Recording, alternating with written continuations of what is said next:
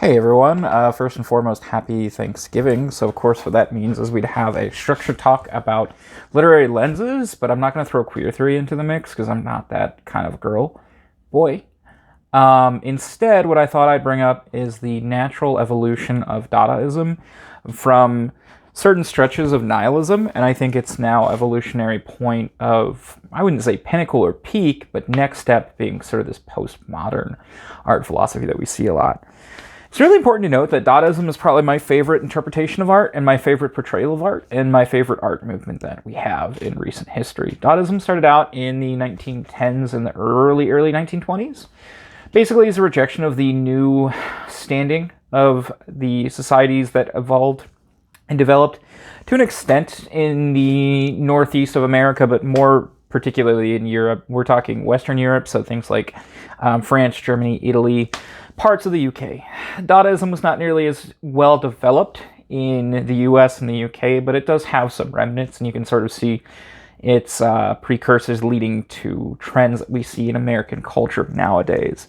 A really good example of where you could see like postmodernism or Dadaism at, I think, a really good blend, even though they may not seem it at first, would be like Tim and Eric. I think they did a really, really great job of sort of encapsulating what Dadaism was for the 21st century, and particularly for a more millennial audience and for a more modern audience, even though they weren't necessarily targeting either millennials or like Gen Z. It kind of fits, and you kind of see this natural evolution of humor in certain ways that have developed the same way that art has also been sort of changed by society. Now, the big thing to keep in mind is that Dadaism was often put as part of the silent generation of artists, people who felt like they had no voice, and people who were just emerging from World War I. Now, I wouldn't say that that was solely the reason for Dadaism. You can see certain analogs also being present in the works of Marx and the early political theories of the time, and the sort of socioeconomic trends of the time. Dadaism was, as it was art at the time in the 1920s and the 1910s of Europe especially, practiced by people who were more well off, but it was not exclusively for people who were wealthy. A lot of the time it's just the same it is now. The people who have the highest success or the ability to make art are usually those in wealthier positions or those with wealthier patrons. And you can see that, of course, we have like fostering of talents, and that's pretty much been the case for a very long time, though you would see that sort of, I don't want to say nepotism, but that drive of art or that buying of art and artistic talent being done as early back as like the Vatican and during the Renaissance. There's different periods throughout history where that takes different forms. And in America, especially now, you would see that being done through more like multimedia and media projects, things like American Idol, where you take these sort of grassroots individuals and you propel or push them forward. I don't inherently think that's bad or that's good. I just think that is just the state of popular media, and that's the state of culture that we've sort of progressed to. That's neither here nor there. Dadaism is really important in terms of what I think I view my own life and philosophy as, and I think that Dadaism as well as postmodernism can actually encapsulate a lot of things. For example, political theory, a lot of Dadaism happens to just be very far left, and the reason for that, or the reason for that extremity in view, is because it has to do a lot with either the destruction or the protest of, I wouldn't say wealth or culture, but sort of the rising power or the buying, and I don't want to say oligarchy, but the larger monetary bodies that might exist within a country or within a society. And oftentimes, those organizations or those forces were being viewed as oppressors, and that has not changed for the most part in terms of how other things are viewed.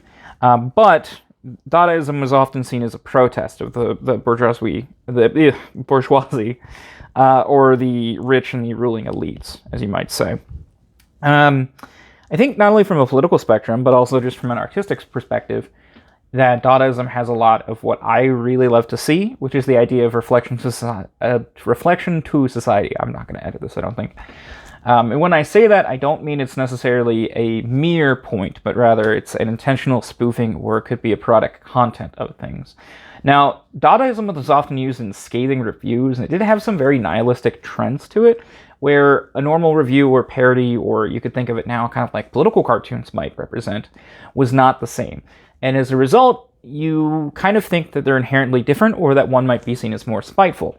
And while it's true that because it was written in protest, or because Dadaist forms were often written in protest, they may seem inherently or objectively more negative towards the thing that they're compromising or that they're composed for, it is not in any way a direct attack to those people, per se. It's the idea of the concept which is being either attacked, or you might more wisely state is being deconstructed. I also really like the literary lens of deconstructionism. Let me rephrase. Deconstruction as a concept in literary works works off the idea of the concepts or the play that a system might have. Now, I'll explain that in just very basic concept, because I think it's important to move to other points. But basically, for the literary lens of deconstructionism, and I can talk about that more in later depth, let's say you have a classic telling. We could look at, just say, Alice in Wonderland. A deconstructionist would look at multiple angles through which the story is told. You take the face value of the book. So you would take Alice going through various dreamlike or phantasmagorical situations. So you take, for example, the hookah, I think it's a slug, or the hookah caterpillar, that's the one. The treacle eating dormouse. You take the Mad Hatter, you take the Red Queen, and I think the White Queen. You would take other situations, you take the bottle with a note that floods, you take all of those things, and then you could interpret it in multiple ways.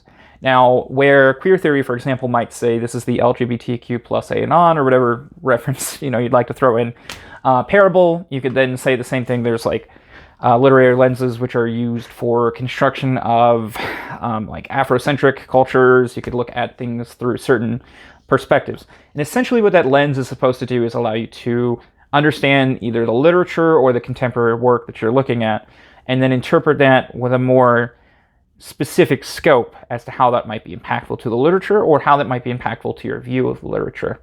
Deconstruction is not necessarily as much the case, while it does still inherently look at that, and you can inherently look at things from that perspective. Deconstruction usually works by taking said story and finding one thing which might be a metaphor, might be a parable, or it might in some way have analogs to other things. It could be a literary illusion. You then take what is considered might be realistic versus unrealistic. Those are two systems which you see. And when you look at what's called the level of play, you're looking at the interactivity between those two analogs. So in this case, you would look at what is unrealistic versus what's realistic. You would then determine what you can clearly see is either fantasy or which might be reality. And then if X is fantasy, Y being reality, X happens here, and so the interchangeable condition for Y is this. So you could look at something like a metaphor for the Red Queen being, and this is not the case, this is not the deconstruction lens, but you could say it's like an overbearing mother, or you could say this is some kind of a female figure that was of negative portrayal, hence the violence or propensity towards violence, and the outbursts and the hyperbolic or histrionic nature of the Red Queen. And so you could look at that and you could say this is this and this is this. And in between is where you can sort of read through. And that layer of play is what deconstruction looks at. Now, why is that important? Why is that caveat, or why was that a tangential statement made? Well, Dadaism looks a lot at deconstruction, and it's the natural evolution of not only that, and then as I said, postmodern sort of takes where Dadaism is, just because of the natural timeline or progression of time. Deconstruction is just one way of looking at things. However, it's a very important tool when it comes to something like Dadaism as an art movement or any other art movement.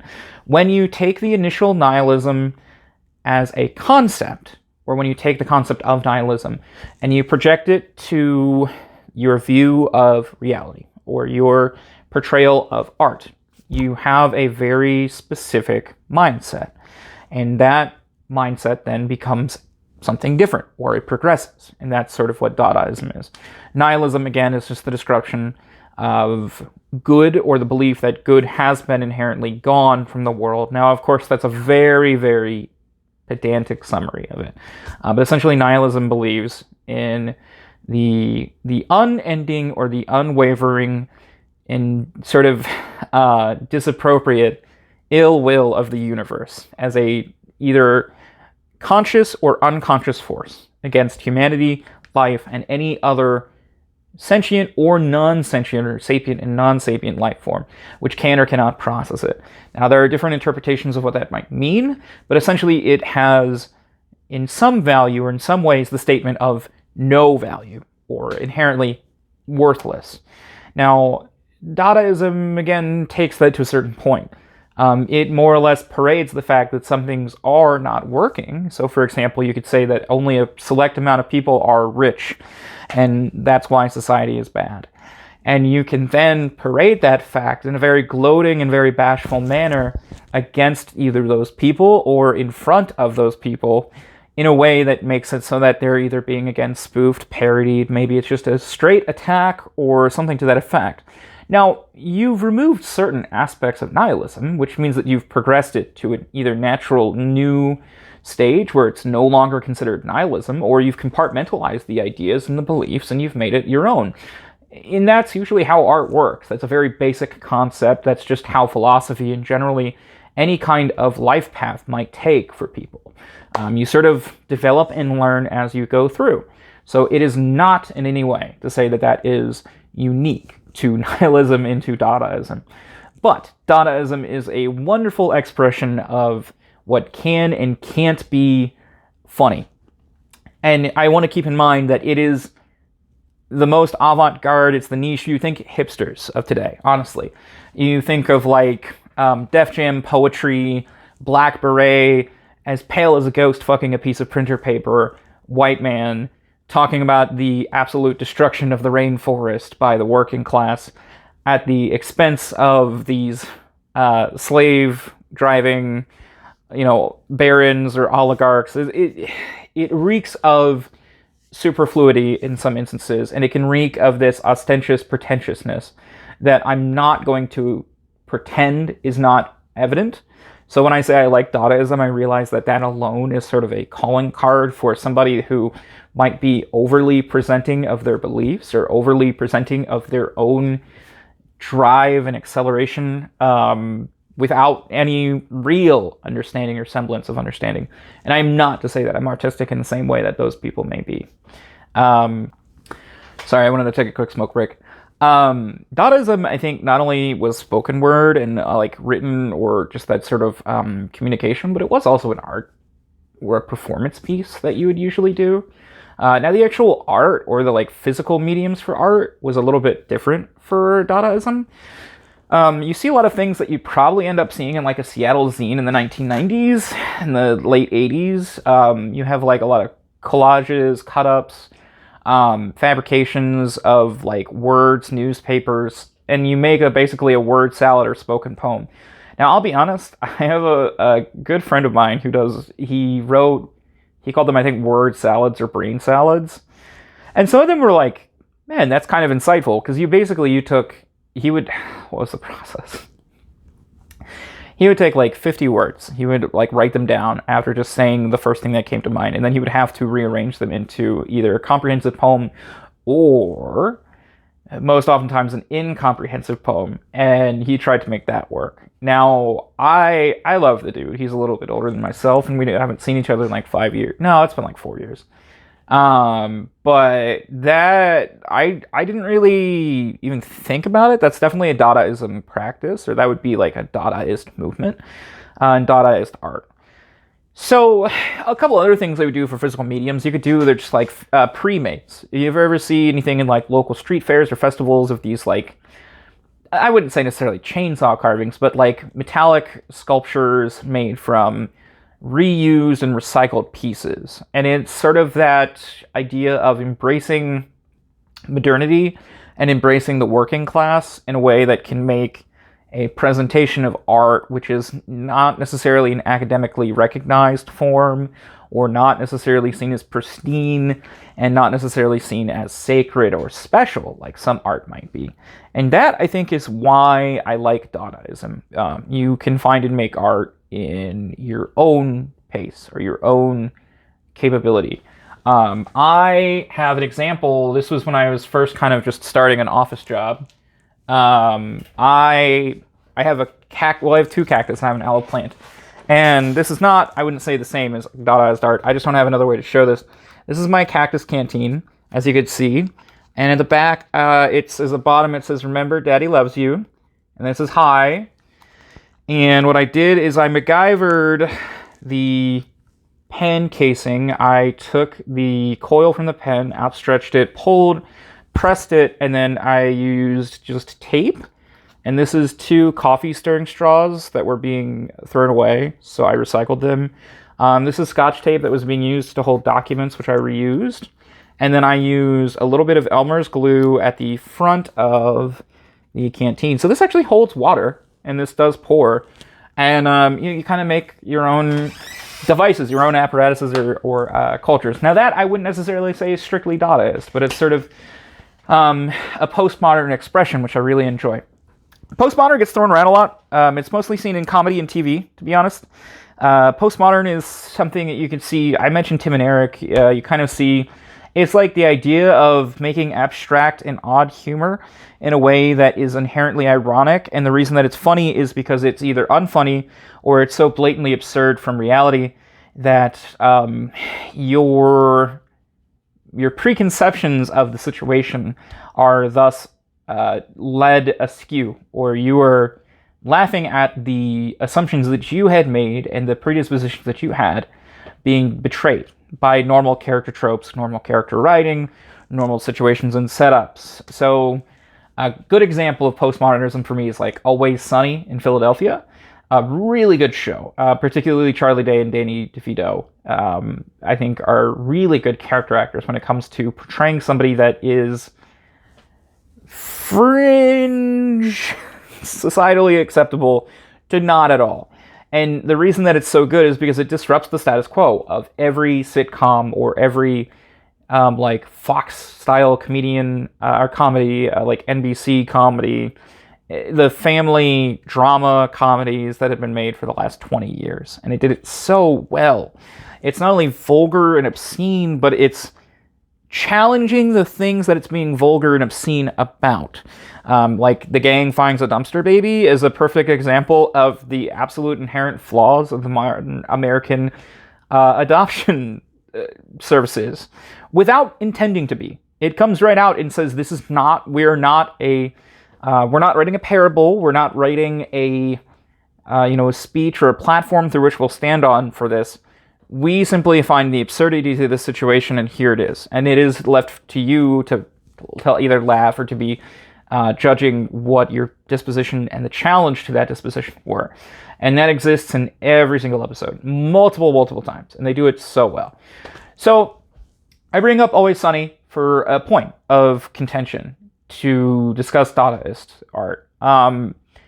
Again, you look at things like spoken poem, you look at things like spoken word, and you do the compare and contrast, and you see that a lot of what they do and a lot of what they have is sort of an inspiration of, and it's not directly tied to. There are multiple other movements that happen.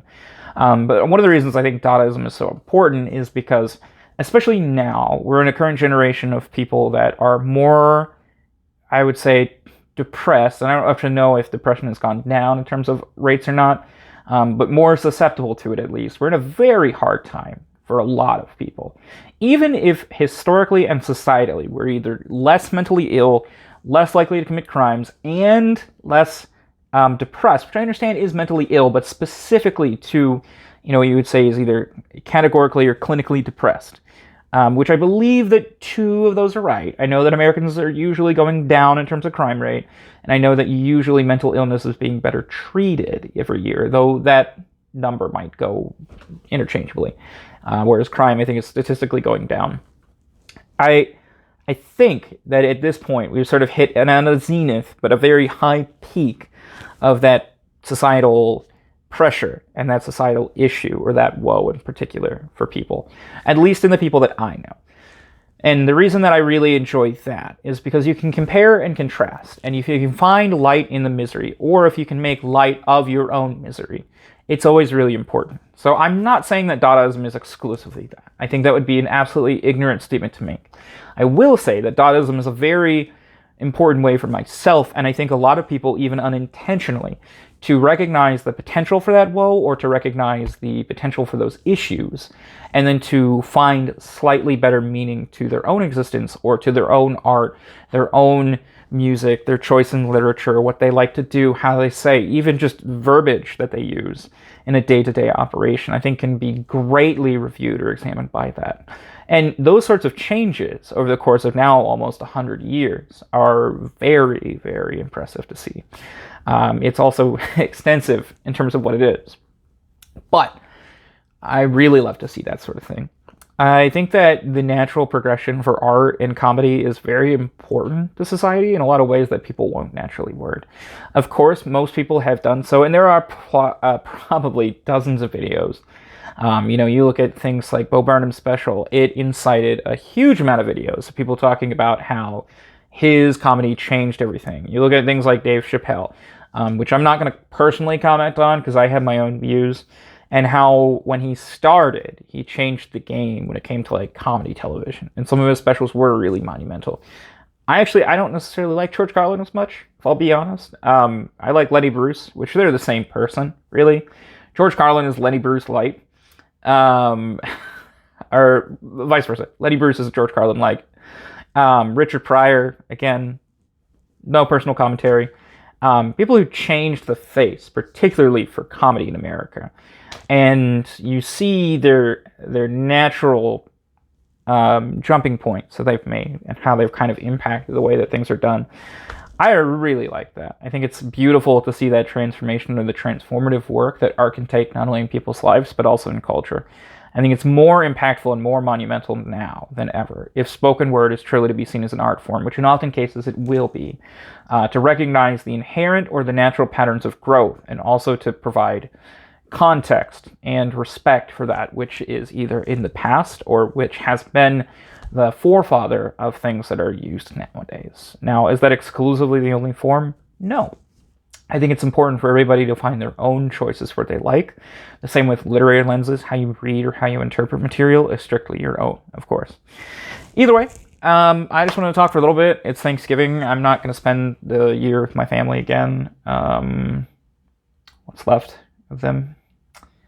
But yeah, I hope everyone has a good night. And if you don't, try again tomorrow.